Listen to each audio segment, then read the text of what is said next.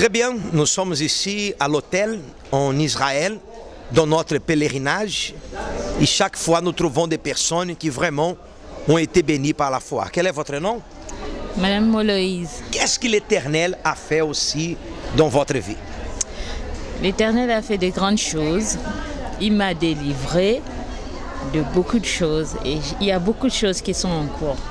En fait, moi je suis catholique, j'ai été baptisée avec mes parents. Ouais. J'ai découvert l'église, le centre d'accueil en 2006. Je connaissais quelqu'un qui venait souvent, mais elle ne me parlait pas de ça. Elle ne parlait pas de la parole. Elle me disait, comme je suis à Paris, je vais à Stalingrad, je vais prier. Je n'étais pas curieuse. Un jour, je lui ai dit, je viens. C'était un vendredi, jour de la délivrance à 20h. Ouais. J'ai assisté et depuis, je suis plus partie. Donc, j'ai appris pas mal de choses. C'était en octobre. Je venais de rentrer dans une école de formation. Alors, en octobre, en novembre, on nous a parlé de la campagne d'Israël. Oui. Moi, je me suis lancée. Déjà la première campagne? Ah oui, moins de 2 mois, on nous a parlé. Je me suis lancée comme ça. Oui. Parce que je suis une mère, je vis avec 3 enfants. Oui. Et j'ai tout de suite compris qu'il y avait des choses à faire, que je me lance, je me jette. J'avais une petite chambre de 8 mètres carrés.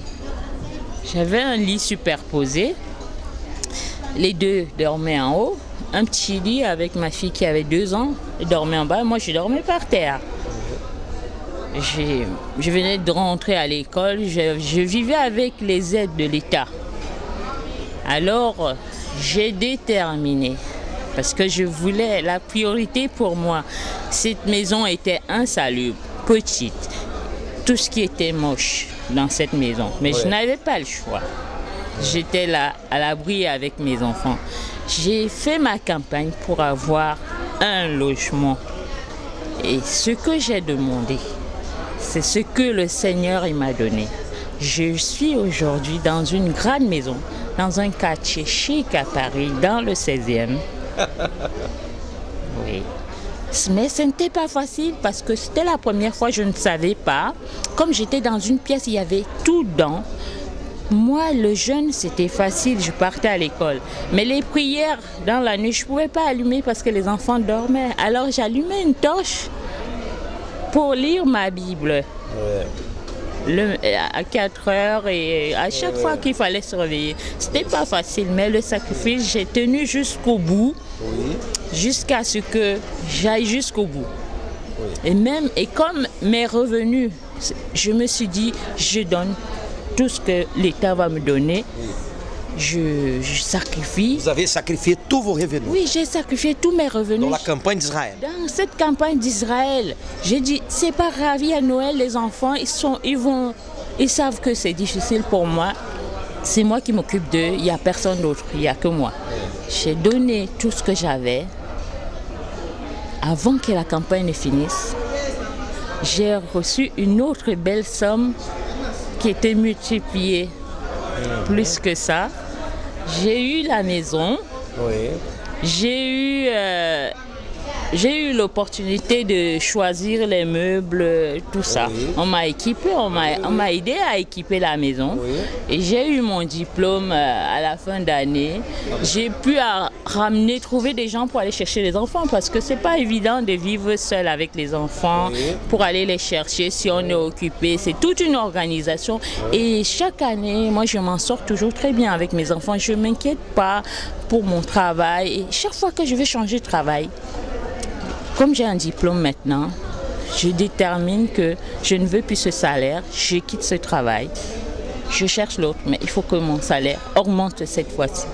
Donc à chaque fois que je désire, comme je suis fidèle à ma dîme, j'ai appris à faire tout. Quand j'ai décidé, comme je ne connaissais pas la dîme avant, j'ai dit bon, la dîme, ok, ce mois-ci je commence et je n'arrête plus. Donc chaque fois que je cherche un travail, c'est moi qui choisis maintenant que je fais, j'en ai marre, j'arrête ici, je vais parce que je travaille à l'hôpital et comme je ne suis pas encore fonctionnaire, je donne la possibilité de changer. je travaille, je lui dis j'arrête, mon contrat il s'arrête là, je vais ailleurs et puis je veux un autre salaire. Et c'est ce que je détermine. Les portes sont toujours ouvertes. Les portes sont toujours ouvertes pour moi. Ça vous dit, vous qui n'avez l'argent pour rien, ah oui. Vous êtes aujourd'hui en Israël? Ah oui, oui. La preuve, je suis là aujourd'hui. Oui. J'ai laissé mes enfants, je suis tranquille. Oui. Ils sont entre de bonnes mains. Oui. Et je sais qu'il y a beaucoup de bénédictions qui sont en cours. J'attends que... Venir. Oui, je suis sûre, certaine. Et bientôt, nous aurons la campagne d'Israël encore, fin de l'année. Je l'attends là. Oui. Et vous êtes déjà prêt pour faire votre partie? Déjà prêt, je sais qu'elle arrive là.